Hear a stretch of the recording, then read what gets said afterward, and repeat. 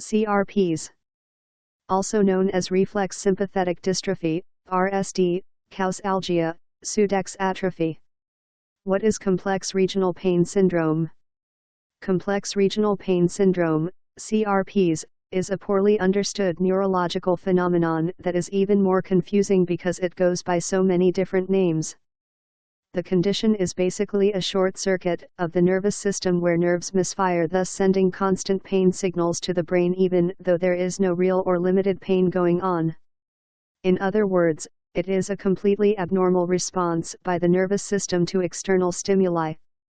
CRPs can occur anywhere on the body but is fairly common in the foot and leg. Pain is out of proportion to an injury. The pain may be severe, constant or burning. There may be a hypersensitivity to external stimuli like heat or cold. There are 3 stages in the condition, although most people do not necessarily have to go through all of the stages. Stage 1, the traumatic stage, starts immediately or several weeks after injury. The skin becomes dry and red, which then becomes cool and moist within several weeks. The foot and lower leg will begin to swell.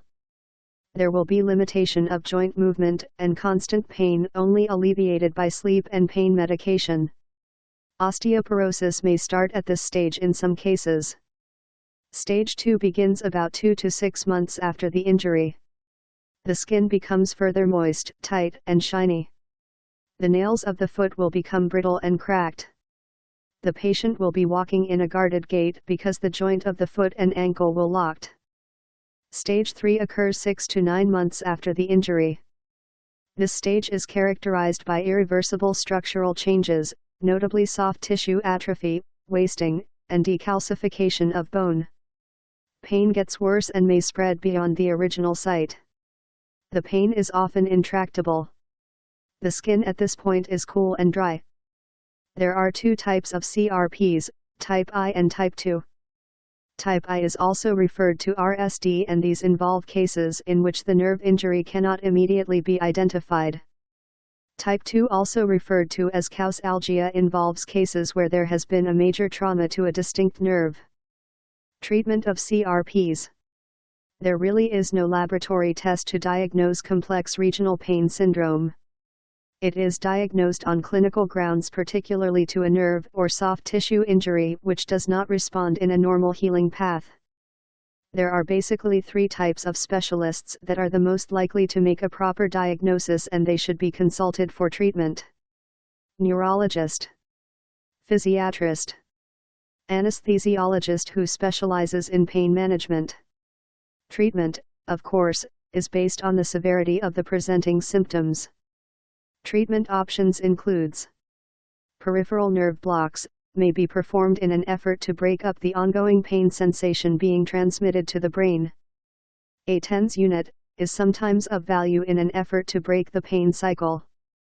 Physical therapy, including massage, compression, and range of motion exercises to the affected areas.